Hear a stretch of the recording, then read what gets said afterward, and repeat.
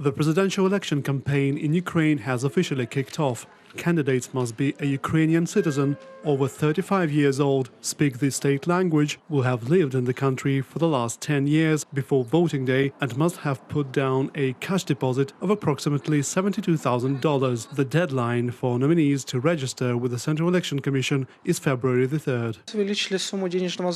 The cash deposit was increased. However, the 2.5 million hryvnias will be returned to those candidates who advanced to the second round. The sum of money is relatively large for the ordinary Ukrainian, but for major political players, this is an acceptable amount.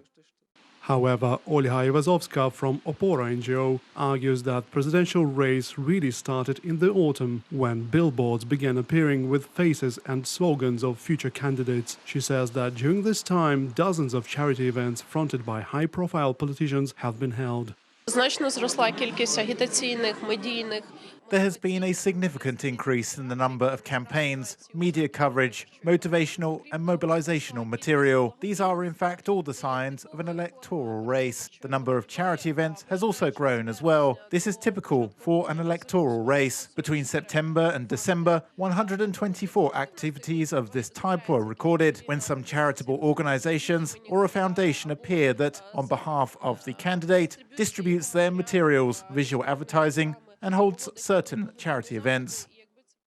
Among the expected main candidates are the current president Petro Poroshenko, former Prime Minister Yulia Tymoshenko, the head of the Radical Party Oleg Lyashko, and the former Defense Minister Anatoly Hrytsenko. Then, from outside the political arena, there is showman Volodymyr Zelenskiy and OKNLZ frontman Sviatoslav Vakarchuk. If Poroshenko is re-elected as president, there will be certain changes, but they'll be rather tactical. The main directions of state policy will be preserved. There is a high probability that the current foreign policy will continue, a pro-European, pro-Western foreign policy. I do not expect the return of the pro-Russian forces.